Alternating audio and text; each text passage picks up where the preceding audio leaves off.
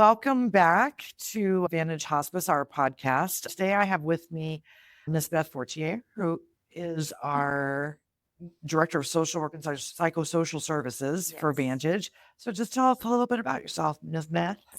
I have been doing this for about 20 years. I've been in hospice. So I've been a social worker for probably 25 years. And I love hospice. It's a passion. I love working with patients and families, as you know. Yes. That is my passion. And just really end of life care, outreach at end of life. I just really enjoy being with patients and families at the end of their life cycle. And it's just a calling for me. That's awesome. So we are very blessed to have Beth with us, and she has always been superb at keeping everybody wrangled together and doing everything that needs to be done on the psychosocial aspect. But today we're going to talk about grief in the holidays because, again, I mean, the holidays are coming up, as we all know, and it's a very touchy time and can Yes. generate a lot of emotion. So holidays in general, I mean, the holiday Mhm. process, there's an underlying sense of melancholy, kind of, even if you have not lost a loved one, Right. and even if you don't have a loved one on hospice, just the changes that occur from the time that you're a child to you grow up to a young adult, and then you become the parent, and then you become the Mhm. grandparent, and then that whole cycle of how the magic is when you're a child and missing that magic as you grow older. And then when you have children, you get to recreate that magic, but it's not really the same as when you were a kid. Right. Yeah. So we talked briefly about having, like, when you cook bake Mhm. cookies, or when you're doing the traditional things that are associated with the holidays, how there's just that feeling, that twinge of sadness that it's not back then. Right. Just that Right. nostalgia of what you remember from your Exactly. childhood. Yeah. So that's kind of the undercurrent of the holidays in a normal Mhm. progression of life. But then you add in grief. You add in having a loved one on hospice, for example, during the holiday season. And I think that causes a sense of mild panic, maybe anticipatory grief of, oh my gosh, this may be the last Thanksgiving, or this may be the last Christmas. So what recommendations do you have for that, about anticipatory grief? So loved ones are still here. Oh, loved ones are still here. Yeah. No, it's very individual. I mean, every family's different. And I think you really just, even with grief and when people are gone, you have to go with your gut and go with what feels right and what feels comfortable. So having those same traditions may be important to you, and that's okay. Or changing things up a bit may be what you want to do, and that's okay. So I think so much of our Christmas and just the holidays in general is just rooted in tradition and that family theme and what your family has always done. Right. So yeah, and I think just acknowledging your feelings, just having those feelings and having somebody you can talk with and share that with and be just kind of raw with, that you acknowledge that, your loved one is declining and possibly dying, and it could be the last Christmas. We Right. just don't know. It could be the last Thanksgiving. Right. Yeah. I mean, So I remember, speaking from personal experience, when my grandmother was on hospice and declining, in the last Christmas that we had with her was, I mean, we spent most of the time crying, which was not the intent, but we did right. because, of course, we wanted to be present and everybody wanted to be upbeat. But every time you looked at her, you knew, like, that chair is going to be empty next year. I mean, we knew that. So trying to put on that happy face again for the children, Yeah. because the children don't, and they don't know. I mean, the children have no idea. So, we're still creating all that magic on one hand, but having this profound sense of impending loss that is weighing on you heavily. I think one of the biggest things that is being allowed. You're allowed to cry. You're allowed to be Right. sad. Do you want to talk about kind of that and coping mechanisms? Yeah, definitely. And, look, we talked about changing things up, just allowing yourself a lot of grace because you just don't know what's going to work and what's not going to work. And I find when I lost my parents, I found the days leading up to the holidays Mm. were actually harder than the day itself. Interesting. Just the anticipatory grief, the anticipation of it coming, of the day coming, and just all those things that we do to get ready for the holidays.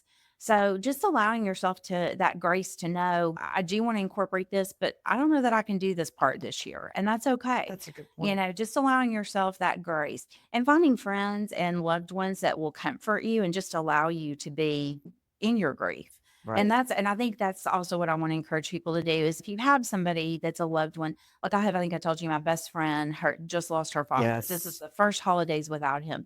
His birthday was just this week. Oh, wow. So there's a lot of firsts that just are rolling on.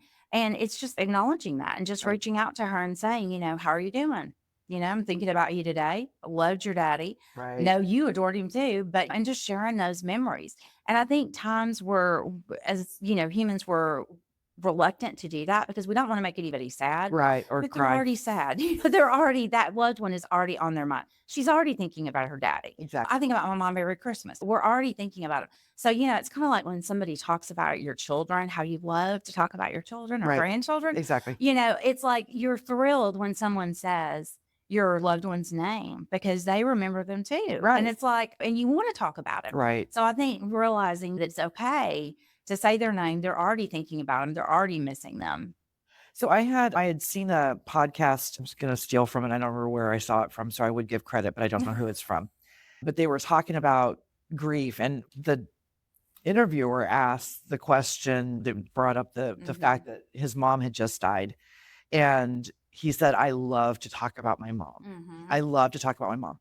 But he was like, "If I start to cry, Right. don't think that it's a bad thing. It's a good thing." So Right. tears are unexpressed love that we've had for our loved ones throughout this life. And he's like, "I hope I always cry when I talk about her because Right. that means that I still have all this love that I don't know what to do with." Yeah. Which is interesting. So I think that crying makes a lot of people uncomfortable. And if you Yeah. know me at all, I mean, anybody that's watching this will know I'm not a crier.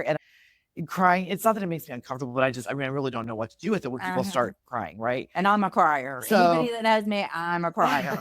So it's okay. I mean, it's okay to Right. not know what to do when someone is breaking down. I mean, and sometimes just that therapeutic silence Yeah. and just being present is really the most important thing. And crying can be very cathartic. You know, it's very Exactly. cathartic. It's very good for your soul. And it's a release, a good release. And a lot of times, I mean, one of my happiest emotions is tears for joy and Oh, of laughing. course. That's, you know, one of my favorites. But I cry every Christmas Eve. My family will tell you, I cry through every Christmas Right. Eve service. But I want to go. I love the service. I Right. love the memories Of it course. evokes. But it's just, I just know it's going to happen. Exactly. So there we go. But if that made me feel uncomfortable, it wasn't something I wanted to do or found it beneficial, it would be perfectly fine just to say, you know what, that's just I'm one not thing I doing that. can't do. Right. Not going to do that this year. And that's okay. And I think a lot of times it's trying, especially with moving through the holidays, because again, like I said, there's, as we talked about, that undercurrent of regular, normal nostalgia that just, I mean, like as an adult, I have grandchildren, now, right?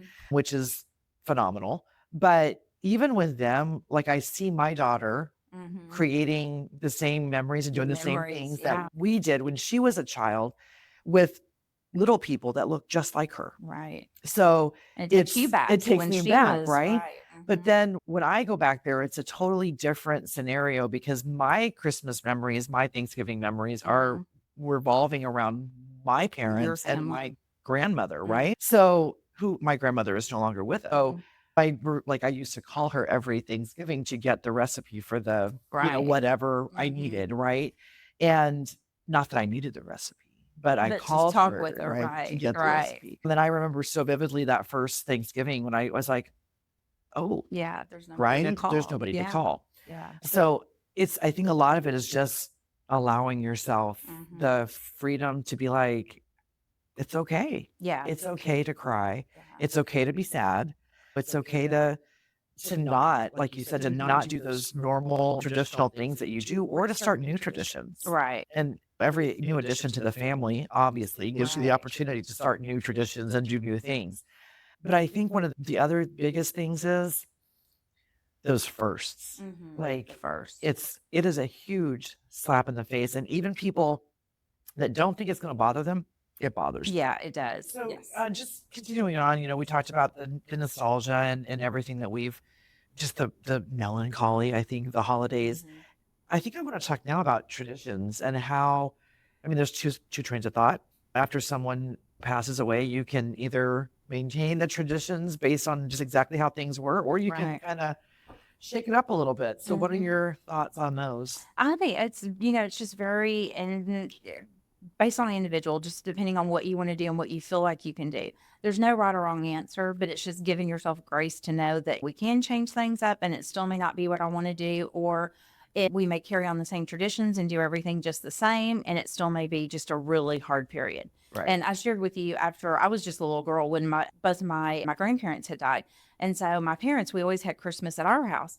And we left town that year and went to our friends in Tyler, which was something we never did. And we all agreed, oh, that'll be great. It'll be fun. And it was not. We all got back in the car to go home. And we were like, I think I'd rather been at home this Christmas. And we Right. all agreed. And that's fine. But it was just, we didn't know till we tried it, you know? And Right. it's not that it was horrible, but we just all were like, yeah, I really miss being home, because that's just kind of what constitutes Christmas for us, was Right. being at home. So that's what we did the next year. I think it's also important to talk about and acknowledge that Yes. nothing is going to take away the fact that your loved one is not here. Right. So on some aspects, it really doesn't matter where you go or what you do. Mhm. It is going to be a difficult time. Right. And just acknowledging that and owning that, and just, Mhm. just acknowledge that this Christmas is probably not going to be the best Christmas you've ever had, Right. because your loved one is not Right. with you. Right. So Knowing what traditions you want to change up. Like my friend that just lost her dad, she's already made reservations for dinner on Thanksgiving. And because they usually cooked, and she just already knows, I don't think that's something I want to do this year. So she's Right. already allowed herself to, make those reservations, tell her family, express that to them. And I praised her for doing that. I was like, that's Absolutely. really great that you did that, because you've already identified that. And so I think that pre-planning is really important too, kind of knowing what you want to do and what you don't want to do. I mean, I'm the kind of person, even if you're having a Christmas party, I may be sad and in my grief, but if you don't invite me, I'm going to be sad because I wanted to be invited. right. So Yes. a You great- know, that's how I am. Yeah. So a great thing to do is maybe give yourself the permission, tell the host or hostess, I would love to drop by. I may be really busy that day. So I'm going to give myself an out of, maybe I'll stay for an hour. If Right, I'm good enjoying idea. myself, I can stay for the whole party. I can shut it down. But if I really am just in a bad place that day, I can excuse myself and go home. So Exactly. I think it's really just taking it day by day, minute by minute, even, and seeing how you feel. Because what I need one day may not be what I need the next day. Exactly. Yeah. So I think checking in with our friends and just figuring out, what do you need today? What can I do for you today? Because it changes. I think also there's the thing about grief, and I mean, we've talked about on numerous occasions on the previous podcasts about hospice and what hospice is and how it works. This is really the first time that we've talked about what happens after a loved one passes away. The thing about grief is there is no way to go around it. You can't go over it. You have to go through it. And it's painful. If it wasn't painful, then what would be the point of love? I Yeah, mean, that's that's kind of really the what point. again, like that gentleman said during the podcast, it's, my tears, my sadness is, this unresolved love that I have for my loved one. So going back to traditions and shaking things up, do you have any recommendations for how maybe people might change things up tradition wise? Any thoughts on that? Well, Or I think what you said, life just moves on, and that's hard to accept when you've lost somebody and you're grieving. But it can be joyful, and you can carry on those great traditions because, like, you have your grandchildren now. And so you can instill those wonderful traditions and just have that gratitude for, your family and where you came from. Right. That's what I do. I have a lot of Christmas decorations I put out. I have a lot of sentimental ones that came from family or friends or loved ones. And it brings me peace to put them out and joy to put them out and kind of share them with my children now. Let's talk about that, because I mean, that's a whole different thought that we haven't really hit upon, is unpacking those Christmas decorations every year and how triggering it that can be when a you lot of open memories come flooding a back. lot of And if you're memories. like me, my daughter will know this. My mother wrote on the bottom of everything. Oh, wow. Love you, Beth, 1986. Oh. So when we get stuff out, we're always looking to see what was that date, which is Oh, a precious wow. memory. That is a precious memory. But it was at times, and on different Christmases, it's really hard, Right. But you wrote on everything. That is It's so amazing, funny. though. Yeah. There's a thought process for people, and we write on everything Yeah. so that people will remember Yeah, you. people will remember. Yeah. And in the year, because, we forget. I mean, she bought it someplace and thought of me, and then she wrote, the year on it. So, I think another thing too that just, I mean, again, just to acknowledge that like my grandmother loved Christmas. Like that was just that was her thing. And she would decorate like yes. nobody's business. I mean, to the point where literally it was like the Griswold family Christmas. Like, it was bad, which of course now I miss tremendously. Right. And she would send pictures every year. So I have like pictures of the Her Christmas, house. right?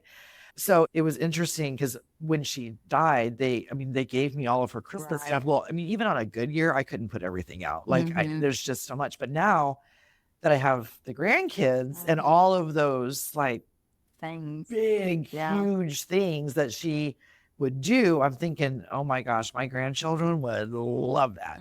So this year is going to be actually very interesting because I'm pulling out really a lot of stuff that I have not seen in a very long time so that he can, really enjoy it to the fullest.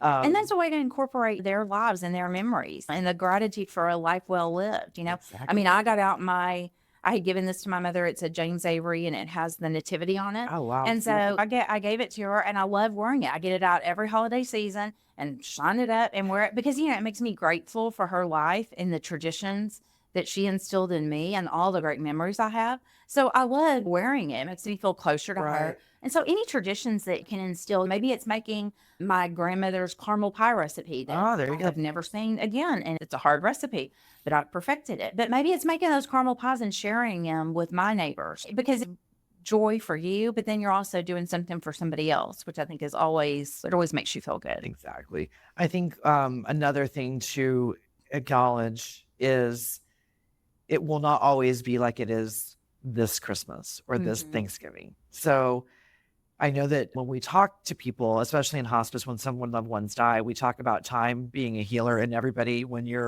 it's fresh, they don't believe it. They don't believe it. But there will come a time when you will be able to look back on everything that's going on, or new traditions or new things. You might still tear up. You might still have these underlying just big emotions, but you will also be able to smile and you will be able to revisit those times without it being such a stabbing, horrible, life-altering, stopping, take your breath away kind of situation. All right. I mean, as evidenced by Beth and I sitting here talking to you about people that meant a whole lot to us have passed away. And just again, I mean, I still I'm not a crier, right? I did say that.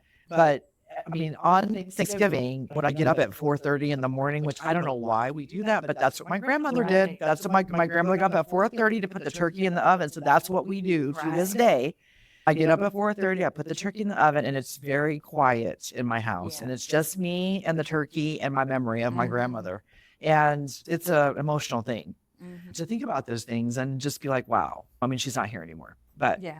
And I think it's important to remember too that we have a lot of great grief resources to reach out to. Our bereavement coordinator is available for just community, but also our hospice patients. And we follow patients for, 13 months following a loss. Absolutely. But that we're here for you. We have a lot of different resources during the holidays, a lot of different groups that are specifically for getting through the holidays. And, for some people, that's extremely beneficial. So, absolutely. I went to Grief Share myself and found it. I was like, you won't be surprised. I was like, oh, this is too hard for me because I'm trying to help you and I'm not focusing on me. So I was taking numbers down of other people that I was like, oh, she really needs my help. Yes. And I'm going to call you. Yeah, I'm going to call you. I'll be right with you. So you got to find what works for you. Right. So, but there are some great resources and even just great podcasts, that you can listen to and all kinds of things. So, we've done a lot of talking about what happens when a loved one is gone, but we haven't really touched a whole lot on if they're still here for these holidays and what we as professionals call it is anticipatory grief. So, that the odds are that they are not going to be present next year for this holiday. So you are in this very weird scenario where you're looking at them and they're still here, but then you're also sad because this is like the last one. So you're trying to hold on to every second of every minute when you, during this holiday season or during these traditions that you normally do, and making sure that they're able to participate in everything. So what do you do? Because how do you reconcile that? I mean, on one hand, you want to be happy and Right. making sure everybody is enjoying themselves. On the other side, you're very sad. One of the things that we did with my grandmother was that we all sat around, which I know sounds so cliche, but all of the grandchildren sat around. She was in her chair, which she wasn't able to cook her last Thanksgiving, but we all cooked for her, right? So, of course, we were involving her because we kept running back and forth and saying, so how much of this do you put in there? And when do you turn it on? Right. So making sure that they feel a part of the holiday festivities, because there's also a tendency when someone is dying to unintentionally isolate them and not really involve them in things. And I mean, because people, I mean, it's human nature. You start to let go before they're gone. Yeah, I mean, you before start the to kind of, loss. let go, and you're preparing yourself, embracing yourself for everything. So I think my biggest point of advice would be involve them in what's going on. Make sure that if they're in their bedroom, that you're bringing them into the living room, or that you're going into where they're at so that they can be a part of what's going on. So we all sat around and we were telling stories, which again sounds so cliche, but it really is. I mean, it's one of my best memories with family, because there were things that I learned during that little circle time that I did not know. Yes. We're asking about, what were their favorite memories as a child? Exactly. Because I know my family, I know what our traditions were, but what were my mom and dad's? What were their traditions or their favorite part of the holidays when they were a child? So one of the things that we talked about with my grandmother, which again just opened the door for a plethora of hilarious stories, was like, I asked her, I said, tell me about like the most horrible Thanksgiving you've ever had. Not because I wanted to dredge up old memories, but because those stories are hilarious. Funny, now. We're not funny at the time, but they were hilarious at the time. I mean, hilarious afterwards. But I think just being able to talk to people and just acknowledging that, I mean, it's sad. It's a very difficult, sad time. And it's a very weird time to be. But we do have, especially if your loved one is on hospice, we have our social workers and our chaplains who can kind of help you through that anticipatory grief and that impending sense of loss that, it's coming. It's coming. It's coming. Yeah, because a lot of times you already lost the person that they are or that they were, because of, maybe dementia or, different disease processes. And not being able to get up. Right. Just not being able to do the things. Yeah. So incorporating some things that they can do, like I've got 1,000 ornaments. Well, it was really helpful to have someone my mom sit on the couch and unwrap all the Christmas ornaments so I could just hang them on the tree. So try to just find ways that you can incorporate, bring them in, like you said. I know that, again, it's such a difficult time. I mean, it's just such a difficult time. So is there anything else that you can think of? Any last thoughts or parting words? Just, giving yourself grace, knowing what you need. Feel free to draw those boundaries and just really look for that person in your life. Or if you're a loved one, I encourage you to be the person in that person's life, to reach out to them and ask them, what do they need? What can I do for you? And how are you doing? Because you're not going to be bringing up anything to make them really sad. They're already sad. Right. They're already, grieving. They're already missing their loved one. So. Absolutely. Thank you so much for joining us today. It was a pleasure to talk to you. As well. Thank you.